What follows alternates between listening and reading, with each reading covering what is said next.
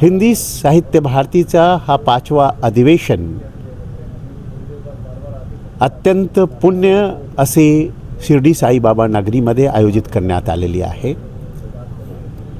याचा मुख्य उद्देश असा संकल्प आहे की संपूर्ण जगाला मानव बनवला पाहिजे, कारण मानव आहोत, आपण मनुष्य रूपाने जन्मलेले आहोत, पण मानव बनलेले नाहीत। भाषा संवादचा माध्यम असतो आणि संवादचे माध्यमाने माणसाला जागृत केला जाऊ शकतो, समजावून घेतला जाऊ शकतो की कसा भाषेचा उपयोग करून आपण मनामना जे दुभंगलेली आहे त्याला जोडला जाऊ शकेल।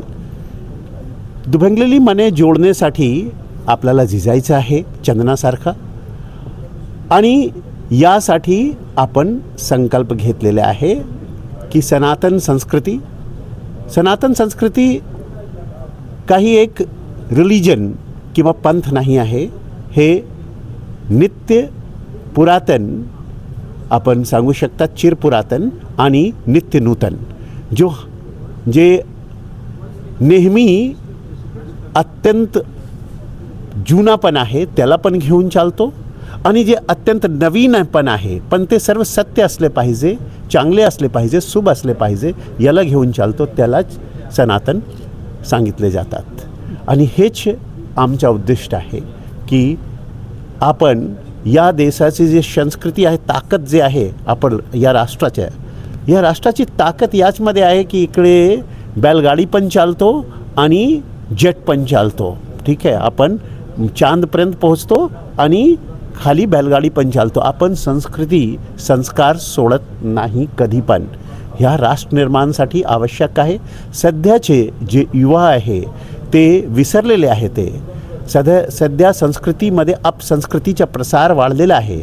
ते अपसंस्कृती रोखण्यासाठी आपण हा संकल्प घेतलेला आहे, आणि हा 5वा संमेलन त्या संबंधाने संघटनचा संकल्प घेऊन आपण इकडे कार्य सुरू केलेले आहे। जगामध्ये सर्वात जास्त युवा कुठे आहे, किती पर्सेंटेज आहे, आणि युवांना वेगळी योग्य दिशा मिळाली नाही तर काय होऊ शकतं?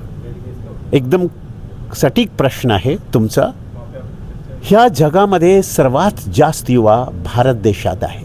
एका काळी स्वामी विवेकानंदाने सांगितले होते की या देशाला जर 100 प्रतिबद्ध युवा मिळाला तर या देशाचा चेहरा मोहरा आम्ही बदलू शकतो।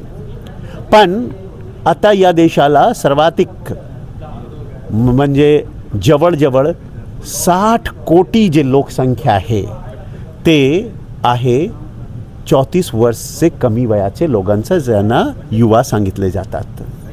आणि ह्या 60 कोटी म्हणजे 21% जे आहे ते संपूर्ण जगाची संख्या आहे। चीनमध्ये युवा शक्ती जास्त होती, त्यामुळे चीन आज विश्वच्या सर्व शक्तिशाली देशांपैकी एक आहे, 2 देशापैकी एक आहे। अमेरिकेला त्याने अनेक गोष्टीमध्ये मागे टाकलेले आहे। क्रीडा क्षेत्र असू द्या, उत्पादन क्षेत्र असू द्या, मॅन्युफॅक्चरिंग क्षेत्र असू द्या, किंवा डिजिटल क्षेत्र असू द्या, हे सर्व क्षेत्रामध्ये त्याने अमेरिकेला पण मागे टाकलेले आहे। आम्ही पण टाकू शकतो या सर्व देशाला, कारण आपल्याकडे सर्वात मोठी युवा शक्ती आहे। पण जर यांना सही दिशा आणि दशा नाही मिळाली तर नक्कीच हे प्रत्येक क्षण कधी पण फटणारा विस्फोटक सारखे होणार।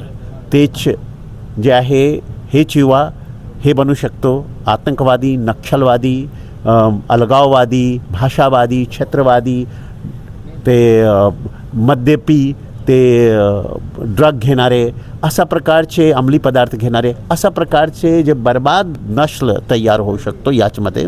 आणि याचमधून या राष्ट्राला आणि विश्वला निर्माण करणारे लोक, मानव जातीला चांगलं करणारे लोक निर्माण होऊ शकतात। आणि आमचा प्रयत्न आहे की फक्त समाजाला, फक्त राष्ट्राला, फक्त राज्याला नाही, फक्त संपूर्ण विश्वाला आणि संपूर्ण मानवाला, एक मानव जातीला आम्हाला दिशा द्यायचं आहे, आणि यासाठी हा प्रयत्न आहे, हा प्रपंच आहे। धन्यवाद। जय हिंद।